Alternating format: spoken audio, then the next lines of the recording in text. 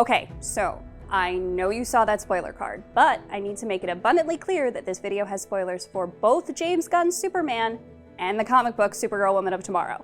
Okay? Spoilers. Spoilers for the comic book. Great. Ever since the Gods and Monsters slate was announced by James Gunn and his co-CEO at DC Studios, Peter Safran, one thing has been clear. Kryptonians are at the center of the new DCU.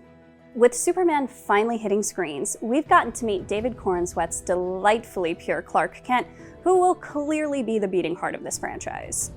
Just like him, the film is colorful and kind and filled with compassion. It's a perfect Superman and establishes a wide and expansive new DCU with centuries of characters, adventures, and villains to dig into. But as the film comes to an end, we get an unexpected guest, one who will be key to the future of the franchise.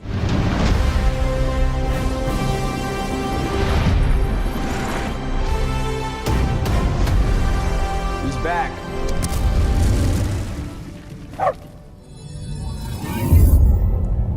See, as it turns out, Clark is not the only one who survived the death of the planet he once called home. And, as we learn in the final moments of the movie, Clark has another relative we get to meet in her unforgettable style before she headlines the upcoming Supergirl film. In an actually, and shockingly, not leaked moment of the film, and very fun introduction, we get our first on-screen glimpse of DCU Supergirl. As Clark returns to the Fortress of Solitude to heal, Kara Zor-El crash lands into Kal-El's hideout looking for her pet dog Krypto. Krypto. Take me home. That's right. This is the foster situation that Superman alluded to earlier in the film. He's been babysitting the iconic super pet for his cousin, who has been out partying on other planets where she can actually get wasted. More on that later. But her introduction may have thrown off fans of the sweet-hearted baby-faced Kryptonian from the comics or the popular CW Arrowverse, seeing as this Kara is a little different. As you may have guessed from the fact that she loves drinking and she crash-landed, this isn't the innocent, sweet, and often well-behaved Kara that most of us know. Instead, she swears, stumbles, and even calls Clark a bitch while sarcastically thanking him for dog-sitting. As Superman Robot 4, aka Gary, and Superman discuss her clearly unhealthy lifestyle, as well as her rough-and-tumble relationship with Krypto, she exits stage left with her faithful pup and heads out on another adventure, which, while not a post-credits scene, does give us a glimpse at what's to come in the immediate future of the DCU. I'm sick of hearing the superhero title : other name thing, Gunn recently shared in an interview. That explains why both Superman, originally titled Superman Legacy, and Supergirl, originally titled Supergirl Woman of Tomorrow, ended up with their shortened names. That's important to note here, as this version of Kara that we get in Superman is decidedly from Woman of Tomorrow, the 2021 8-issue limited series by Bilquis Everly and Tom King, which director Craig Gillespie and writer Anna Nogueira are adapting for their upcoming 2026 Supergirl movie. Seeing as Supergirl is only in Superman for around 2 minutes, you might be questioning just how it's setting up her film other than introducing the curse-loving version of Kara.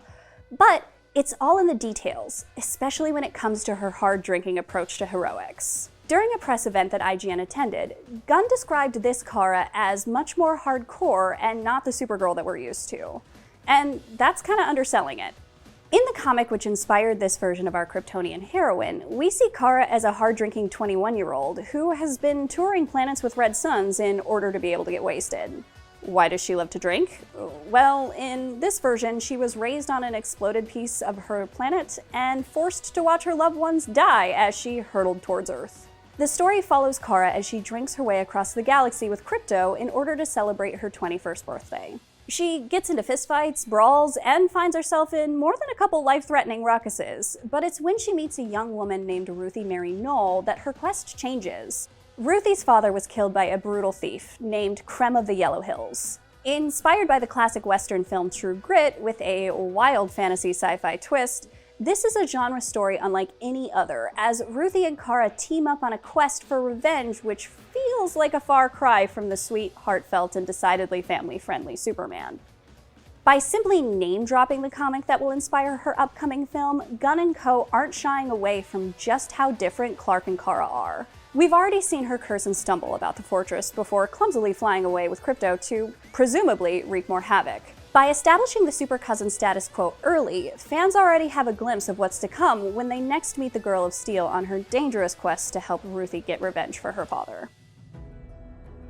During Superman, we meet Rachel Brosnahan's fiercely driven Lois Lane and Nicholas Hoult's obsessive Lex Luthor alongside the heroic titular Kryptonian. But the film isn't just concerned with the core cast, as Gunn pulls from deep comic book canon to bring characters like the Engineer, Eve Tessmacher, and everyone's favorite Lex Luthor minion, Sidney Happerson. This is a world deeply concerned with the underutilized or unexpected takes on characters, and it's what makes this Kara feel so right. Instead of taking from the most well-known version of the Girl of Steel, we instead get the hard-drinking, depressed, and hilarious version from Supergirl Woman of Tomorrow. It opens up potential that could deal with some of the most interesting and underexplored aspects of Supergirl and her history in the comics. It's not just innovative, though. It actually makes a lot of sense. In the comics, Kara was always supposed to be the elder Kryptonian survivor, sent to look after baby Kal-El as he heads to Earth in order to survive the destruction of his home planet. No matter what version of her story you read, you learn that Kara was essentially frozen in time as she took years to reach Earth, leading her to look younger than her cousin and arrive on Earth after he's already an established hero. That's not an easy thing to live with, and while Kara has often taken a more hopeful approach inspired by her famous relative, it's nice to think that we might see her get to explore and express the reality of that, which is far more horrifying and sad than you might think. This isn't even just something that's explored in Supergirl Woman of Tomorrow, either. Throughout Kara's history, she's been dealing with this trauma and the nightmare of being killed and resurrected during the original Crisis on Infinite Earths, something recently dealt with in Mark Waid's recent new history of the DC Universe. And we've never gotten to really see it on screen in a way that centers Kara and still allows her to be the hero of her own story. Wait a minute, wait 1 minute. I mean, you can do the whole number, leap tall buildings at a single bound? You can look right through things? Yes. Bend steel bars? Yes. The upcoming Supergirl film has a chance to rectify that, giving us as the audience a rich and layered take on the hero and granting Kara a new lease on life when it comes to exploring her future after the horrors she's endured. If you're looking for more Supergirl to read as you wait for the new movie, the current Supergirl series by award-winning cartoonist Sophie Campbell is a far cheerier affair, but it does reintroduce Kara in a really interesting and thoughtful way that also brings her back to around 21 years old. Given that this is around the same age she is in the DCU, and Gunn has expressed interest in keeping a huge swath of the new DC universe connected, it'll be interesting to see how else the mainline DC books dovetail with the DCU and the co-chair's wider exploration of Kara as a hero and survivor of Kryptonian destruction. For now, though, we'll just have to look forward to yet another punk rock addition to Gunn's ever-growing new roster of DC heroes. If Supergirl spent the majority of the Silver and Bronze Age as an empowered and self-assured young woman, representing the type of reader that DC hoped to attract, she spent most of the modern era as a good girl in a miniskirt.